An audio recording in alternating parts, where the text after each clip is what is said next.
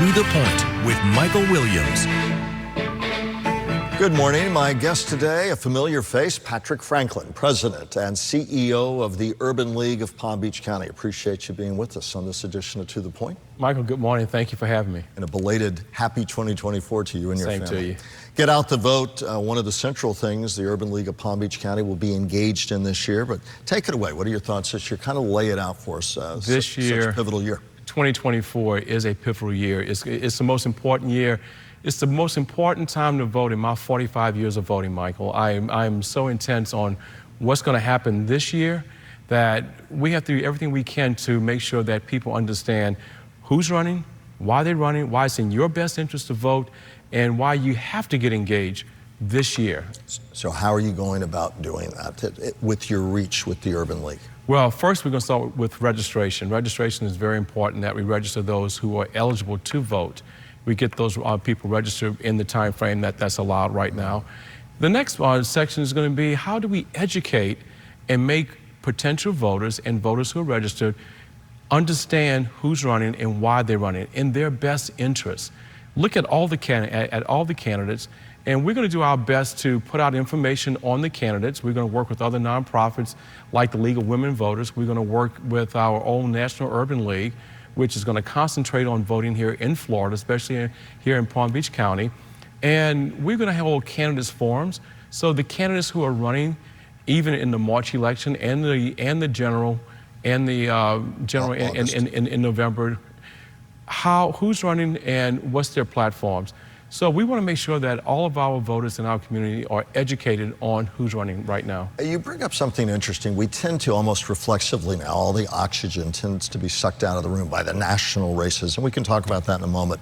But I hear an emphasis here saying all these races matter, and in fact, in many ways, our lives are impacted a lot more about what goes on locally with local candidates. Local. Talk about that. We have to concentrate on local. Local makes the laws that affect us daily. Our county commissioners, our state house representatives, our state senators, they make the laws that we have to live by each and every day. January 1st, we had a whole new slew of new laws that came out. Those affect us daily.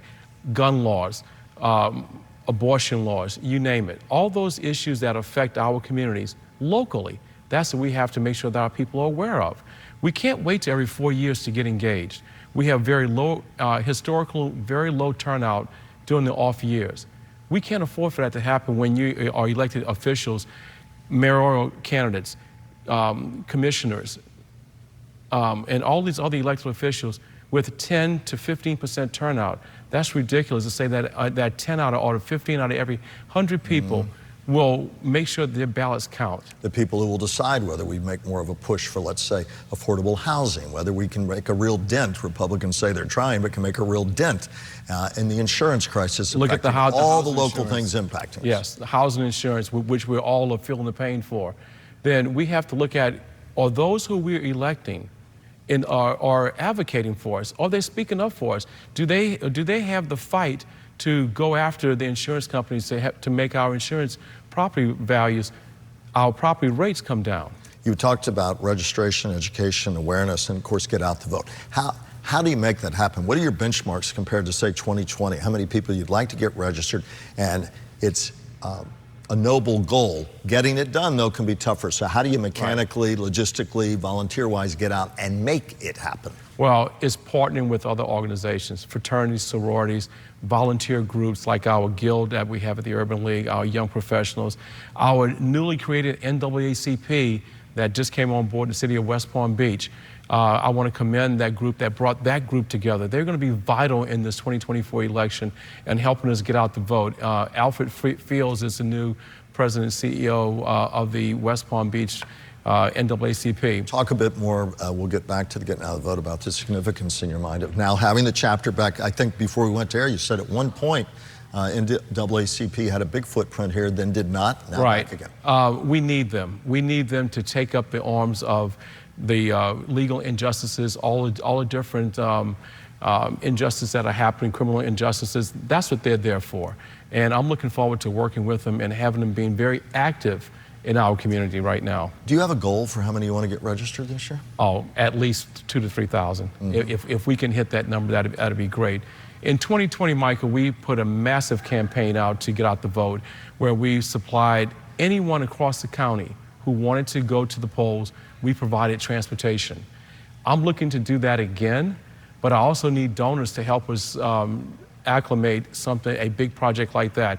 That was a very costly initiative, but we really helped a lot of people who didn't have transportation to get to the polls. And you want to make sure people understand the rules in place that allow them to make sure their vote counts. Well, that's crucial. That's part of the education process, because so many people right now don't realize that if you want a mail-in ballot right now, you have to request it. It's not going to come in the mail automatically. And when we look at things like this, who is that going to affect? It's going to affect our low-income minority voters who who vote by mail continuously. The numbers have shown that African-American voters turned out in large numbers in 2020 and 2022 with mail-in ballots. Voter restrictions, voter oppression, and new laws, that's what we have to combat right now, and educate and make our voters aware. How do you vote? What are the new laws that will affect you each and every day? We have to educate our community in a different way, and we're still trying to find out what's the best way to do it. Can't bundle. You can only take ballots for family. You've got to be careful. You just can't bundle. I can only turn in 2 ballots. Right. Myself and my family member, a spouse or an adult child. Where in the past, Michael, we at the Urban League would bring in a box of ballots that people would drop us, so it's sealed, and we would take to the ballot box for them because of transportation. Yeah, there'll still be early voting. You want to make sure that people get out and are aware about that. They have to know where. They have to know where, the times. But even look at mailing ballots right now. After you request it, you can only turn it in at a certain time on a certain day. The box is not open to be accepted 7 days a week, 24 hours a day. This is all part of your education effort. Republicans argue will make our elections more fair, more secure. Critics of that note that Republicans said in 2020 they had the most secure elections anyway. A lot of rules have changed since then. Your thoughts on that? We had the best election ever in 2020. And Republicans said so. Absolutely, that was stated. So why did we go through so many hoops and iterations to change things? The suppression of votes is alive and well right now. And I think people need to realize that we need to continue the fight to get the John Lewis Voting Rights Act passed in Congress. We need all these laws to protect our rights to vote. You hear people who push back on that saying the rules, the changes affect everybody equally. Your response to that? No, it affects minorities and people of color indiscriminately all the time. Primarily because, in your estimation? Because when you look at the ID laws and the new restrictions, many African Americans don't drive a car. Many of our seniors don't have a driver's license. They don't have a government-issued ID. So how do we combat that? Is there an effort, is there funds in place to give them an ID? No. So we need to figure out how do we make that rule work effectively for all, not just a few. In our remaining minute and a half or so, put a bow on this as you summarize efforts, the importance, the push, and your message to people say, why bother? 2024, the most pivotal election in our lifetime. Why? Because what's going to happen, how do we defend our democracy? How do we make sure that everybody has the right to vote, that are legally here, they have the right to vote? We need to ensure that. In order to do that, you need to participate in the election process this year. Michael, my last word is I think that we need to participate and vote like your life depends on it. Because in your estimation? In my estimation, we have to care. We have to care what's going to happen. We have to care that the end results may not be in your best interest if you don't engage now. And at the end of the day, we expect you crisscrossing the county to do just that. It'll be a full-on get out the vote. Absolutely. We're going to do whatever it takes to make sure that, regardless of your party affiliation, that you have the right to vote, that you understand the voting process, and that you understand when it's time to vote and where you can vote and how you can vote. 30 seconds, final thought. Please do not stand on the sidelines for this year, for this election. Get involved, be active. Not only take someone to vote or talk to someone about voting, we need to spread that even more. Take a few, not one, take a few to get engaged this year. Patrick Franklin, President and CEO of the Urban League of Palm Beach County, will be talking plenty this year. As always, thank you very much for taking time to frame the issues, and we'll see you out and about, I'm sure, plenty in the coming year. Thank you. Always appreciate it, sir.